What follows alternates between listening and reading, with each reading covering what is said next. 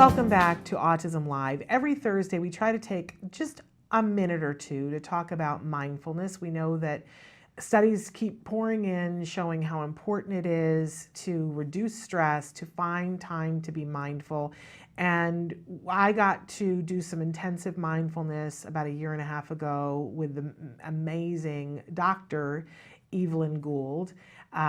She used to be a regular here on the show back when she was not a doctor, and she's, we got to get her back on the show, but she's now a doctor and she's very, very busy. But the power of mindfulness to help us to get to tasks that we want to be able to do, to overcome fears, to overcome stress. And we know that stress has a terrible effect on our internal organs, and it really isn't the thing that any of us want to participate in, right? I can't imagine anybody making the case, oh, we like stress. Certainly there needs to be a certain amount of tension in your life to be able to be motivated to do something, but we don't want stress. So mindfulness helps with all that. It's been really helpful to me, and I keep trying to delve in and find more ways that we can participate in this, because it's not a one-size-fits-all, and none of our lives are one-size-fits-all. So today I want to talk about mindfulness while waiting, because so many of you tell me, I just don't have time. I don't have time to do this. I don't have time to do that. And how do I add one more thing? And it's just one more thing on my to-do list. Well, we all have certain moments during the day when we are forced to wait. It might be that you're waiting to get onto a ramp onto a freeway. It might be that you're at the gym, and you know how when you're lifting weights, you have to do a certain number of repetitions, and then you're supposed to wait a certain number of seconds. It might be that you're waiting in line at the carpool to pick up your kids. It might be that you're waiting for a doctor's appointment. We all have. It could be you're waiting on hold to talk to somebody on phone, or waiting for the internet to kick in because you're getting the wheel of death.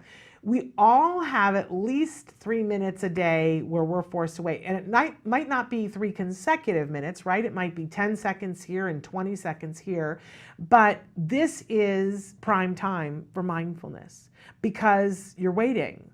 And a lot of times you can't be doing something else. And it's a great time to simply center and check out what's going on, to simply be mindful in that moment.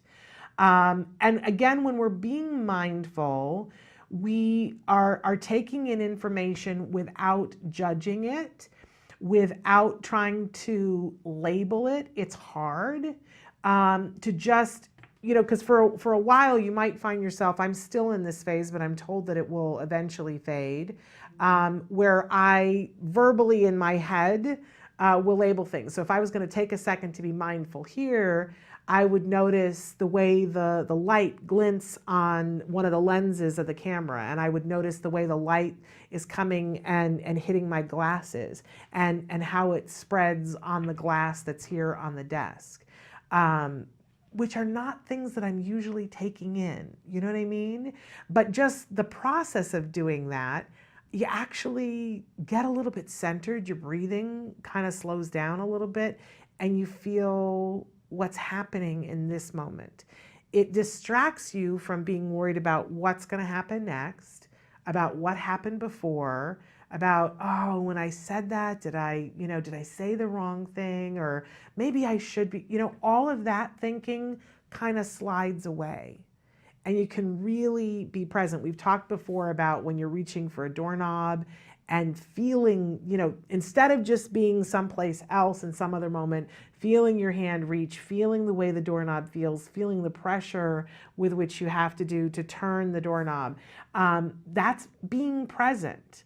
There is a meditative quality about it. It may not be the meditation that we, have always thought about, but it is a meditative process. So maybe just today, instead of focusing on how you just don't have time. So often we get stuck in a mantra of, I said this last night to my husband, that I was standing there and I was like, oh, I'm just so tired. And I found myself saying it over and over again. I'm just so tired. I'm just so tired. I'm just so tired. And then I said, whoa, I was saying it out loud. And I said, whoa, that is so much my mantra. And it becomes a self-fulfilling prophecy that I've been walking around going, oh, I'm so tired, I'm so tired, I'm so tired. Is that the thought that I want to be uppermost in my head? You know, I could change that thought to, oh, I'm so glad, I'm so grateful, I'm so fortunate, right? Or I can simply look at the light and the way the light moves, or I can feel where the air is moving and where on my skin do I feel the air. Because I can feel air moving on this part of my arms.